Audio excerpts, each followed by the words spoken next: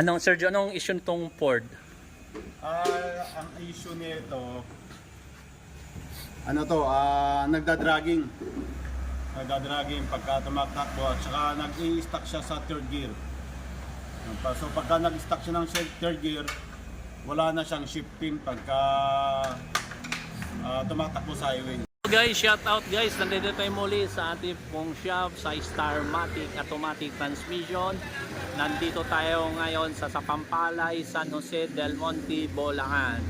So nandito pa tayo ngayon at kung may mga problema kayo sa inyong automatic transmission, iba-ibang modelo po, kung kinakailangan po overhaul yung makina, ay nag-overhaul din kami, mga under chassis. Tumatanggap din kami ng mga trabaho. So ito yung ginagawa natin sa ngayon. About sa mga Ford, marami po tayong ginagawang Ford. Mayroon tayong Ranger, mayroon tayong wheel truck Ford. So mayroon tayong Mazda.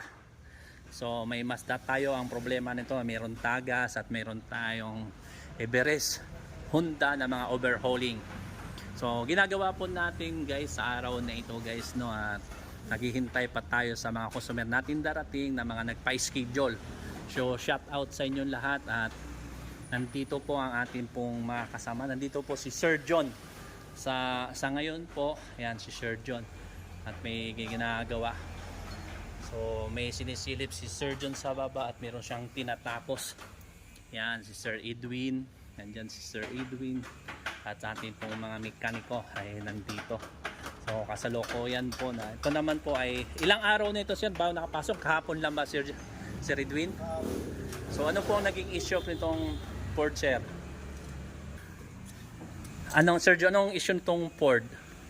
Ang issue nito, nagdadragging.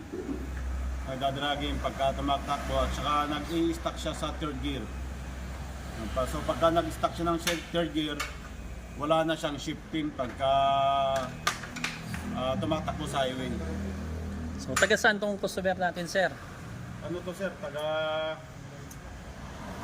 parte ng Quezon City. Parte ng Quezon City. Itong ano nito. So kailan to pumasok, sir? Actually ano na to, magka 3 days na siya rito. So baka after 2 days to 3 days mayari na. So yan nga po no, tong Ford na ito. Kung may mga problema po kayo sa inyong pong sasakyan, Ford, Toyota, ano man ori na yung sasakyan guys, ay gumagawa po tayo. Mitsubishi, nag-overhaul tayo, under chassis, lahat ng noise, lahat ng problema po. Available po guys ang ano natin, ang mga parts po namin dito.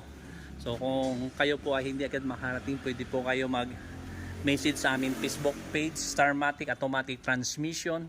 So yan po ang amin po, at the same time ilalagay po natin yung ating telephone number kung sino po yung pwedeng kontakin. So kontakin nyo po si Sir John o ako si Mr. Pads. So maraming po salamat guys. Kita-kita tayo muli sa sunod namin mga vlog. At follow nyo kami sa aming Facebook page. Direct po kayo mag-message kaagad kung meron kayong problema, mga issue. So salamat, maraming salamat guys. Ay Mr. Pads Mechanic.